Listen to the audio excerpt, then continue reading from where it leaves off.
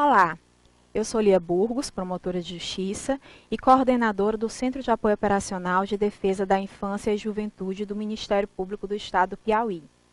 Hoje nós estamos aqui para conversar sobre um tema que é muito delicado e muito caro na defesa da infância e da juventude, que é a violência sexual contra crianças e adolescentes. Mas, enfim, o que configura essa violência sexual contra crianças e adolescentes? Alguns fatores são necessários que a gente observe para que se verifique que ocorreu ou não essa violência.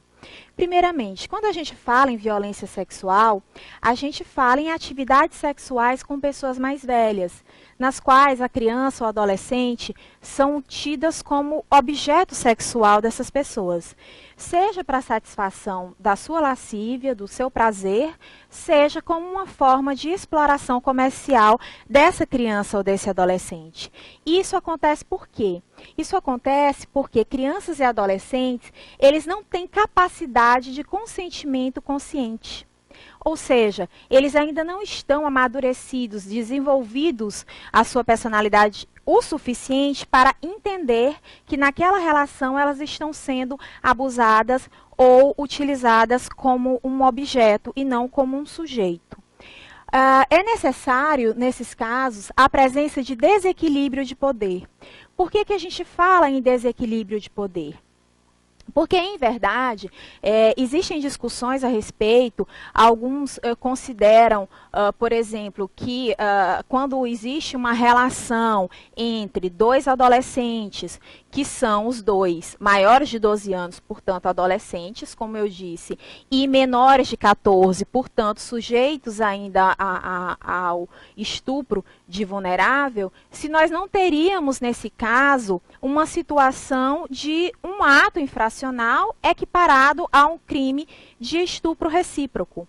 Ao passo em que outras pessoas entendem que não, que na verdade o que existe aí é um desenvolvimento da sexualidade desses dois adolescentes, que não deveria de forma alguma ser criminalizada. Por isso, muitas vezes, doutrinadores e jurisprudência falam na situação de desequilíbrio de poder. Ou seja, seria necessário que um deles fosse bem mais velho do que o outro para que se configurasse, por exemplo, o estupro de vulnerável. Existem como tipos de violência, o abuso sexual é uma forma mais genérica, mas o abuso ele diz respeito a qualquer forma de utilização daquela criança ou adolescente para a satisfação do prazer. É uma forma indevida de satisfação do prazer. Ao passo que a exploração sexual envolveria o tratamento daquela criança ou adolescente como um objeto de comércio, com o intuito de receber uma vantagem, seja ela uma vantagem pecuniária, seja em favores, enfim, mas como uma moeda de troca. O abuso sexual, ele pode ser intrafamiliar ou ele pode ser extrafamiliar. Ele é um abuso intrafamiliar quando ele ocorre no seio de convivência íntima daquela criança ou adolescente, ou seja, quando ela é perpetrada pelo pai, pelo padrasto, irmão, avô, mãe, enfim, são as pessoas do convívio familiar, alguém que tenha a responsabilidade por aquela criança ou adolescente. E a extrafamiliar, ela é realizada por uma pessoa fora desse círculo de convivência, ou seja, por um estranho, né?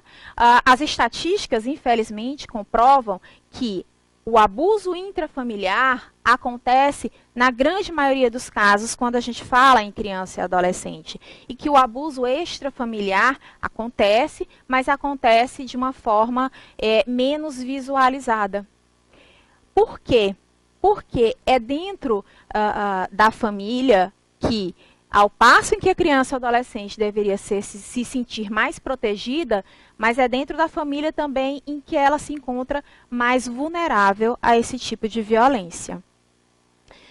As formas de ocorrência do abuso sexual. O abuso sexual ele pode ocorrer com contato físico, quando há o toque, quando há a manipulação, ou sem contato físico, que são aquelas circunstâncias que alguns, por exemplo, chamam de voyeurismo, Ou seja, não se precisa tocar a criança não precisa tocar o agressor, mas muitas vezes o agressor sente prazer em expor a criança ou adolescente a cenas de sexo, ou então a ver uma criança ou adolescente despido, ou se despir na frente de uma criança ou adolescente. E esse abuso, ele pode ser um abuso com conjunção carnal, que é quando ocorre a penetração peniana, ou sem conjunção carnal. O que é interessante que a gente tenha em mente quando a gente fala a respeito das formas de abuso é que muitas vezes o abuso sexual ele não deixa vestígios. E como ele não deixa vestígios físicos ou psicológicos a curto prazo, é difícil para ser identificado, uma vez que, como nós já falamos, ele é muito frequente dentro do seio familiar. E então, nessas situações, como a gente pode enxergar esse abuso? É nesse momento que a gente precisa pensar que a conscientização, que a discussão sobre o assunto pode levar a que a própria vítima exponha ou relate espontaneamente a situação de abuso. Então, a maior prova que nós temos nesse caso é a palavra da vítima. Existem várias consequências para as vítimas que sofrem abuso sexual, né? Os sinais apresentados variam muito, eles vão desde a ausência de sintomas sérios, né, até a manifestação de problemas físicos, problemas psicológicos e mesmo aquelas situações em que nós não visualizamos esses sintomas sérios a curto prazo, mas a longo prazo eles aparecerão. Seja por conta de uma doença sexualmente transmissível, seja por conta de uma gravidez, seja por conta de um comportamento psicológico inadequado daquela criança ou adolescente que pode se manifestar muitas vezes na idade adulta.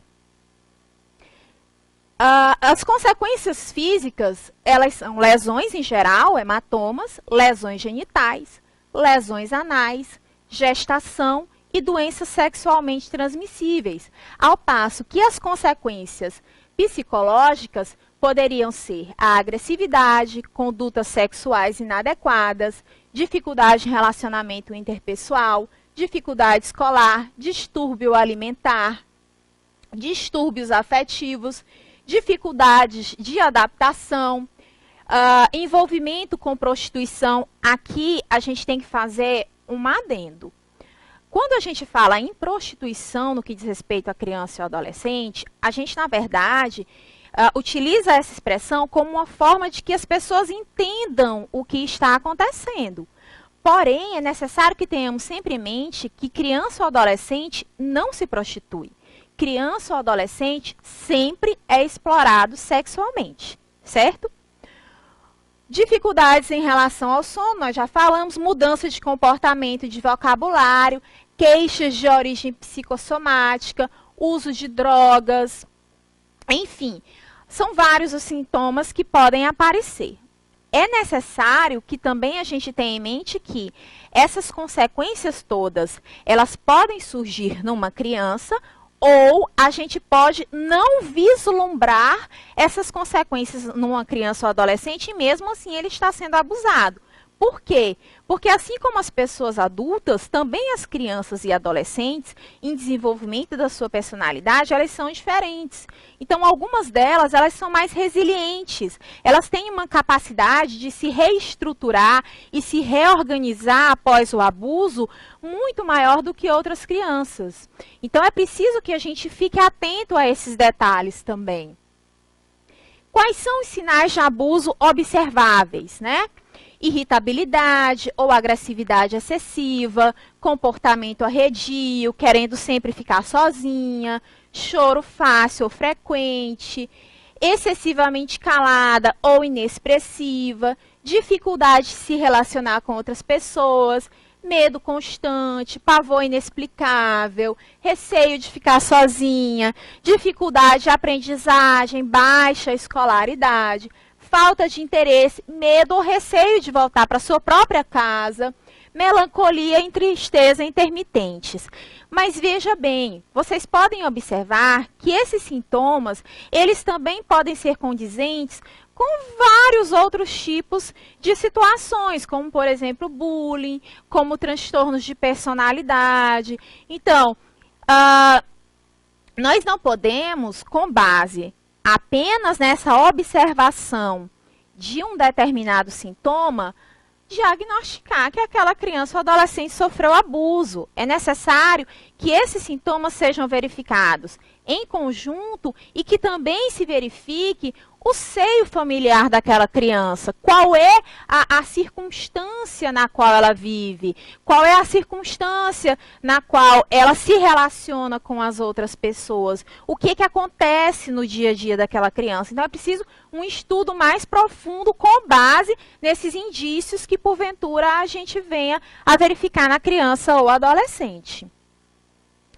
Nenhum sinal isolado indica abuso, né? O conjunto desses sinais e sintomas dentro do contexto, do ambiente da criança, que pode nos levar a identificar se ela sofreu ou não abuso sexual.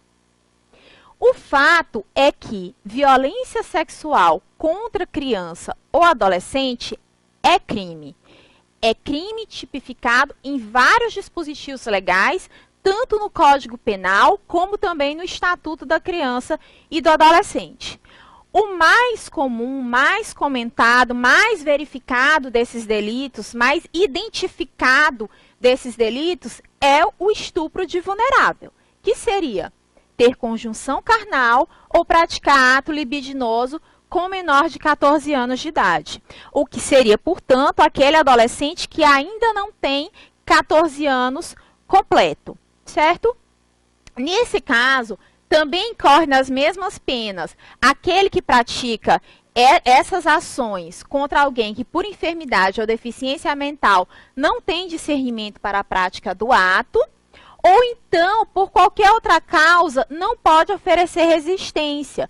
Por exemplo, é muito comum, mesmo da adolescência, após o adolescente completar os 14 anos e ainda não atingindo a maioridade, que ele venha a ingerir bebida alcoólica, que é um outro problema que nós teremos a oportunidade de conversar posteriormente a respeito disso, mas que ele venha a ingerir bebida alcoólica em excesso e que isso facilite a exploração ou abuso sexual por parte de uma outra pessoa.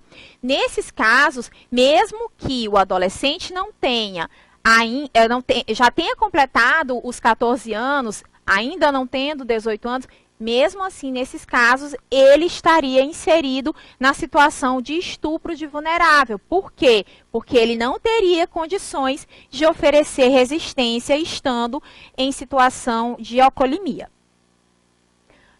Nós também temos a corrupção de menores, aqui nesse caso, induzir alguém menor de 14 anos a satisfazer a lascívia de outrem, a satisfação da lascívia mediante a presença de criança ou adolescente, ou seja, praticar na presença de alguém menor de 14 anos ou induzi-lo a presenciar conjunção carnal ou outro ato libidinoso a fim de satisfazer a lascívia própria. Vocês lembram que nós falamos sobre o abuso sexual onde não há o contato físico? Então, esse é um exemplo de abuso sexual em que não há contato físico.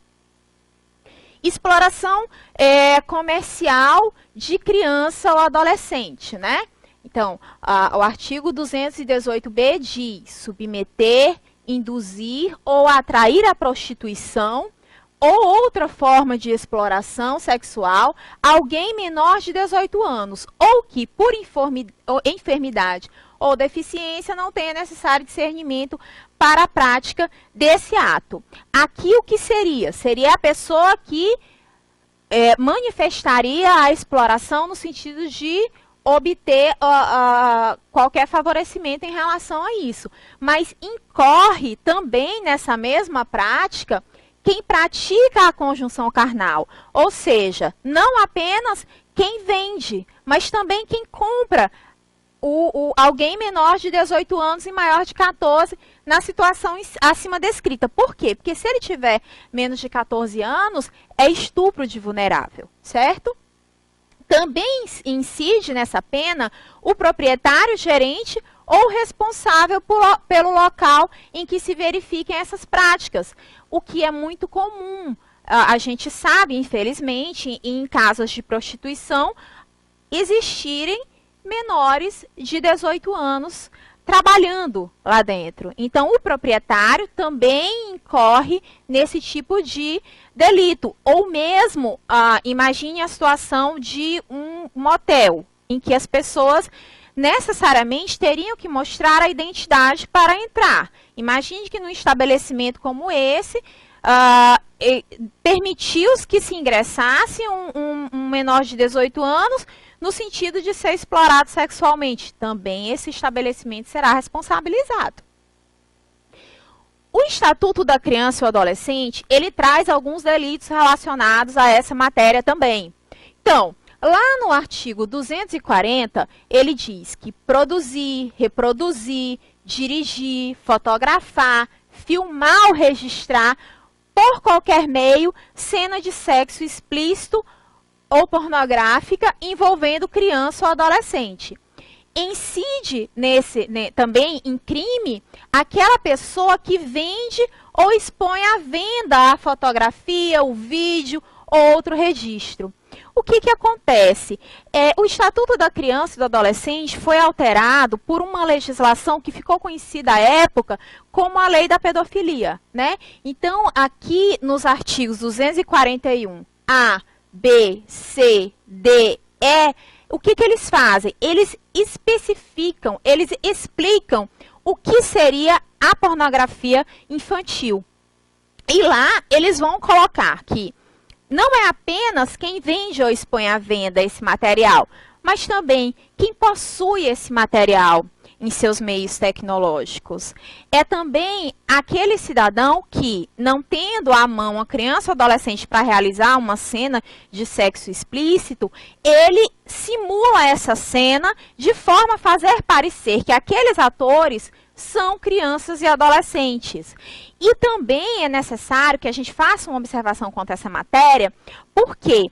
Porque quando a gente fala na pornografia infantil, veja bem, o Estatuto da Criança e do Adolescente, ele fala em cenas de sexo explícito ou pornográfica. Ou seja, ele restringiu um pouco o âmbito de aplicação dessa lei.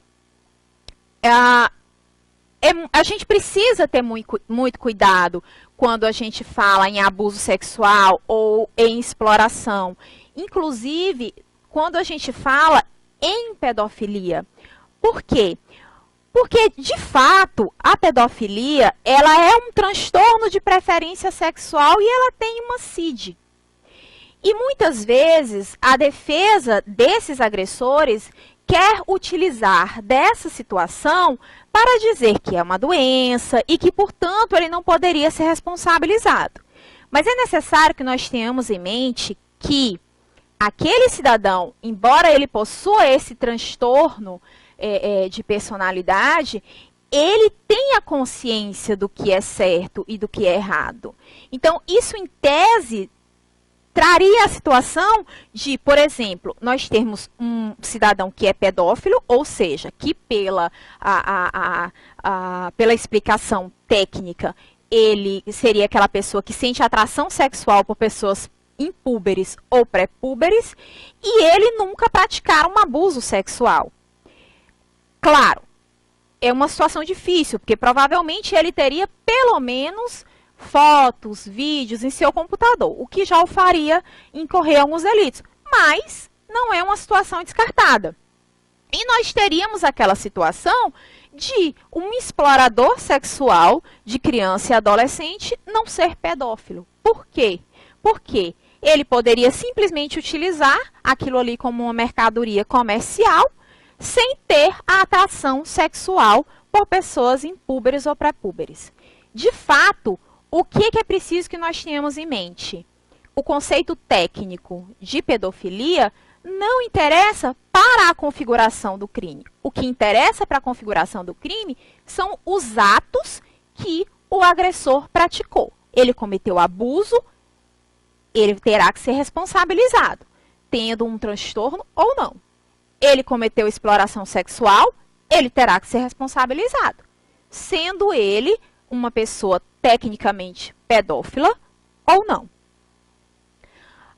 É preciso que nós denunciemos, né? Então, a quem podemos denunciar? Nós podemos denunciar aos conselhos tutelares, aos CREAS, às delegacias de polícia, onde tem delegacia especializada, melhor ainda, ao Ministério Público, ao Poder Judiciário e ao Disque SEI. O que é importante que essa rede de apoio à criança e ao adolescente entenda? Em abril deste ano, entrou em vigor a Lei da Escuta Protegida. O que essa lei pretende? Essa lei pretende evitar uma revitimização daquela vítima, ou seja, que ela seja constantemente ouvida por todos aqueles atores que passam por ela no processamento daquele crime e que, a cada vez que ela venha a ser ouvida, ela tenha que repetir tudo e novamente relembrar tudo pelo qual ela passou. Chega um momento em que essa vítima, ela já está cansada. Então, após ela ser ouvida repetidas vezes sobre o mesmo fato, quando ela chega ao Poder Judiciário para lá novamente colocar a situação pela qual ela passou, nesse momento ela já está fragilizada, ela está cansada, ela não quer mais falar e muitas vezes a fala dela já está corrompida por aqueles vários atores que a ouviram no percurso pelo qual ela passou. Então, o ideal é que essa criança ou adolescente seja ouvido uma única vez, 2 vezes no máximo, conforme trata a legislação. Então, quando ela faz o seu relato espontâneo em algum desses órgãos que podem ouvi-la, tenhamos em mente sempre que a gente tem que ter o cuidado de saber se houve o abuso. Houve o abuso? Então, agora eu vou encaminhá-la para o profissional responsável que vai fazer a escuta e para o profissional responsável que vai colher o depoimento especial dela a posteriori e esse depoimento especial servirá de prova lá na frente para a responsabilização de um agressor. Então, não vamos ficar perguntando detalhes. Sempre que a gente faz esse tipo de abordagem, a gente corrompe o depoimento daquela criança e ela se sente ainda mais magoada e fragilizada e não fortalecida para o que ela vai enfrentar lá na frente. Bem, era isso que nós tínhamos para falar. E eu espero que a gente tenha podido ajudar de alguma forma você que está assistindo essa fala. Tem uma frase que a gente encerra aqui a nossa explanação, que particularmente nós achamos muito interessante, né? Quando vejo uma criança, ela me inspira 2 sentimentos: ternura pelo que ela é e respeito pelo que ela pode vir a ser. Então, vamos cuidar das nossas crianças e adolescentes, vamos proteger as nossas crianças e adolescentes para que elas desenvolvam a sua personalidade no momento e na forma adequada e possam se transformar em adultos saudáveis que podem ajudar a construir uma nação muito melhor. Obrigada pela atenção.